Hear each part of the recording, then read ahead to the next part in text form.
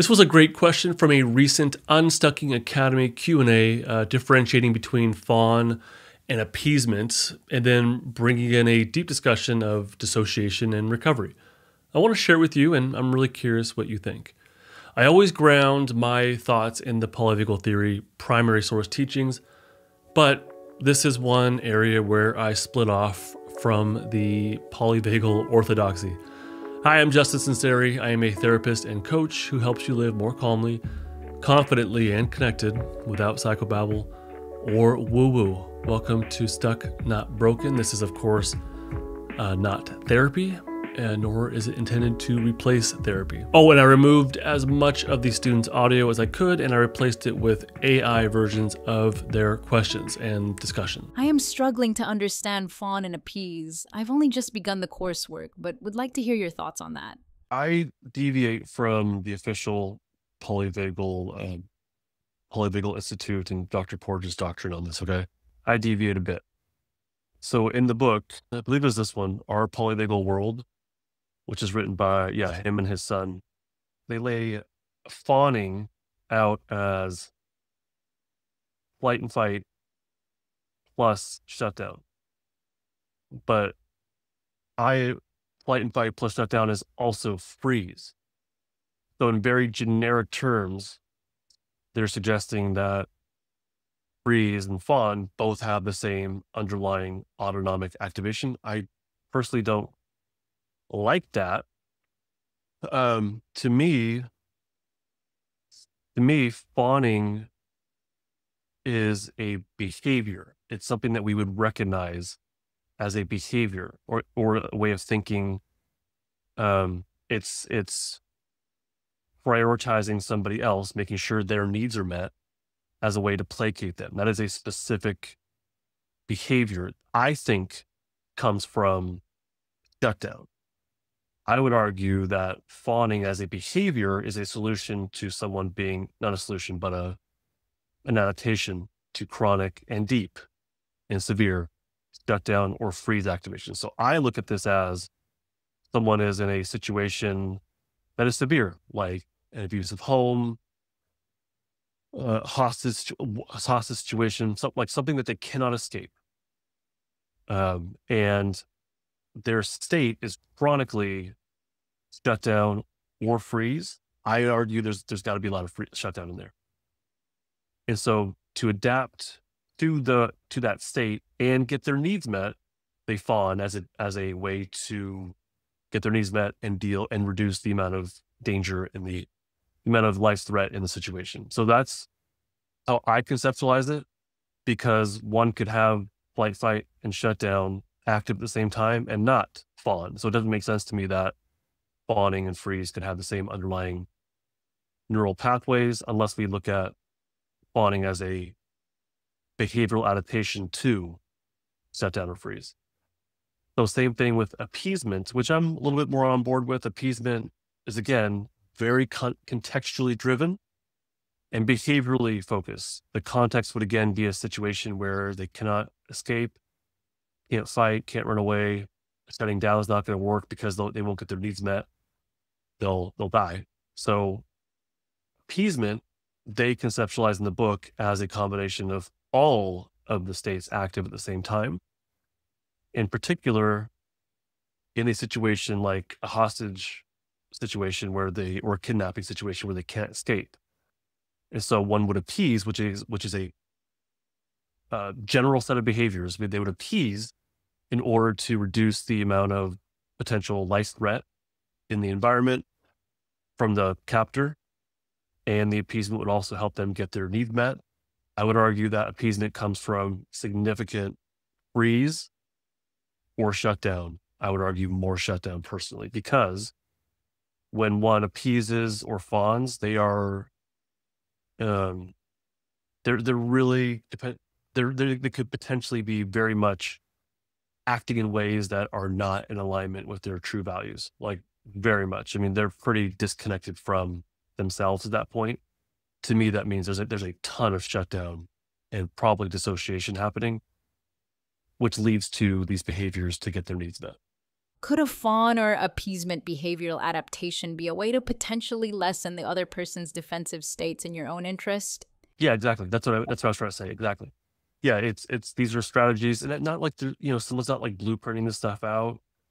It's they do what they have to do to survive in this situation. So appeasement in particular, because it does seem to have some safety activation along with it.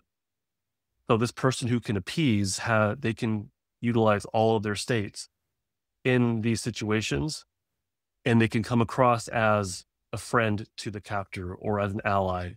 They can like, I'm on your team. I'll help you hide from the police. I'll lie for you. Now, outside of that situation, that person probably would never think of doing those things or feel good about it or feel proud of it, right? But in that context, those behaviors help to reduce the danger, the literal danger.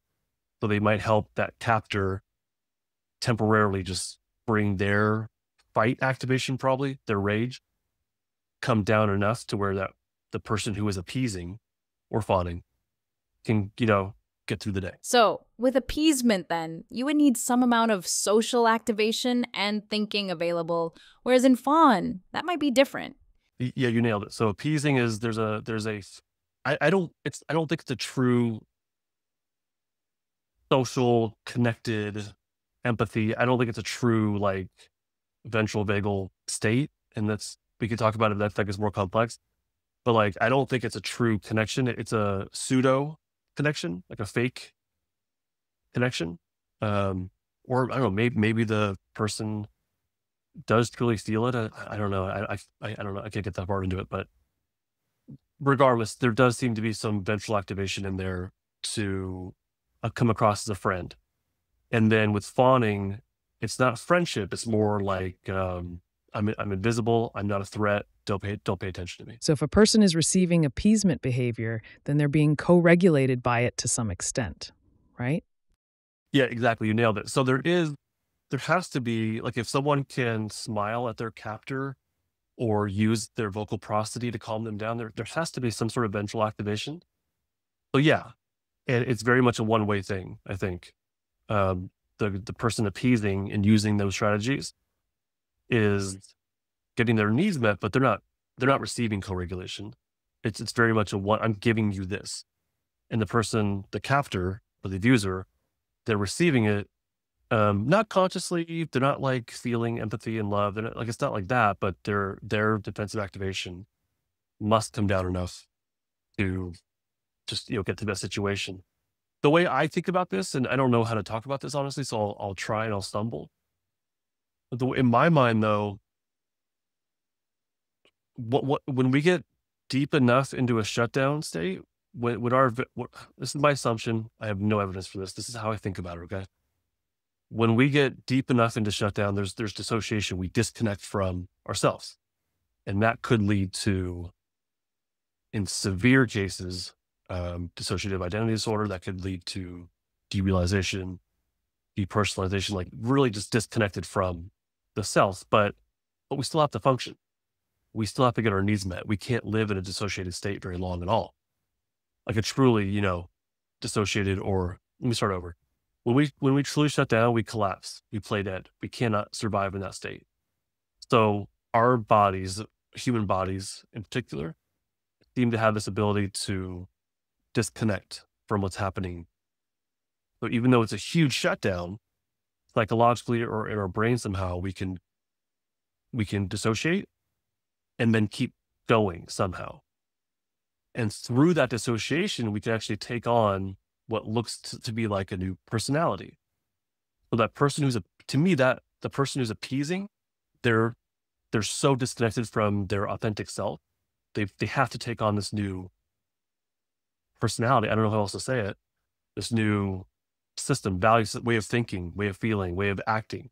They take on all these new behaviors in order to survive the situation. I think the same thing is true for someone who's in Fawn. They're just deeply disconnected from their grounded, true self. I don't like to get that phrase, but I don't know how else to say it. So to me, it's like, once you get deep enough into shutdown or deep enough into dissociation, you still have to get your needs met. You still got to go to work. You still got to, you still have to survive in some situation that's horrible. You got to go to school. And so it's, to me, it acts as like a slate, like a clean slate. It's not, but it's almost like, here's the first level of me. I can't be this in this situation. So shutdown wipes that away. And here's a new level, level 2, which is very compromised and is now appeasing or fawning because I got to survive, but this is not me. And so once I get out of that situation, once I can get help and self-regulate, this level 2 person goes away. Now we're back to level 1, but now level 1 has this shutdown it has to deal with, this true self. Now this self has to deal with all that pain that it went through and dissociate it from. And that's where a whole new level of like self-regulation has to come in. But that's just me. That's just the way I'm thinking about it. I have no polyvagal evidence to back that up. That's just how I think about it. Maybe it's better as a metaphor. If someone is well regulated in situations or with potential predators, they would feel and push back against that.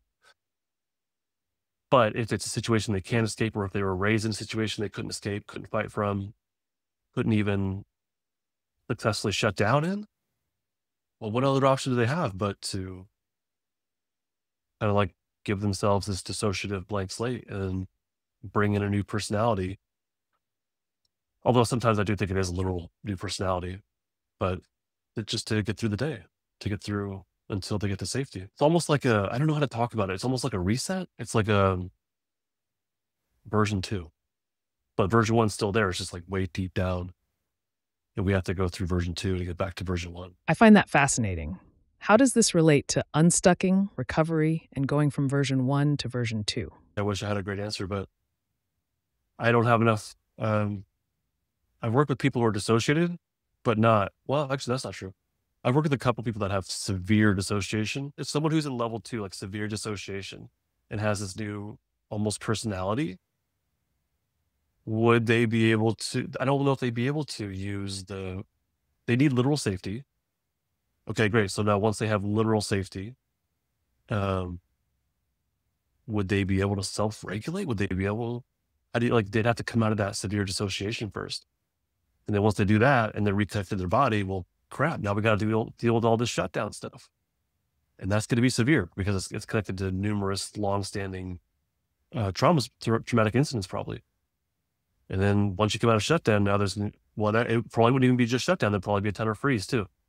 So it's like, I think the level 2-ish kind of thing, my assumption would be that there's not a whole lot of state exploration. It needs to have literal safety. And then can we slowly reconnect with the present moment? Probably not in a lot of safety, but like, can we reconnect with just the literal objective world? And then can we start slowly building toward the internal world? And then if we can do that, then we can start doing some self-regulation stuff. So that would be a long process probably. Yeah, with this one client that came to mind, she had severe dissociation and with good cause. What helped her start to come out of it. And we would meet and like later on, she'd say, I have no idea what we talked about. And I couldn't tell because she was so functionally good at it. You know, functionally she could come across like, yeah, I'm here, but she wasn't here. So we meet next week and she'd say, I remember coming in here, but beyond that, I don't know what we talked about. So with hers, this dissociation was so high that we just had to practice literally connecting to like what's happening in this room right now. What colors do you see? What can you touch? Sensory kind of things. And that was a process, took a while. And then we worked on feeling actual safety. And that was quite a challenge, but she finally identified a blanket that felt good. And so we felt that mindfully. And then from there, we built into other safety pieces and some actual self-regulation. And she got to a point where she was much more empowered, going to college, was present, was able to put boundaries in. Like she made huge progress. And she did good. But I guess the point is, it was like literally, can we just be present not even like mindfully, but it's like, are you here? You know, it's not even like a deep mindful exploration. It's just, are you here or not? Can you name, can you feel things? I mean, tactily. I had my fidget basket. Thank you so much for joining me on Stuck Not Broken. Like I said, Fawn and Appeasement are areas where I tend to deviate from the official polyvagal teachings. I see them as behavioral adaptations to a prolonged, severe dissociative shutdown or freeze state.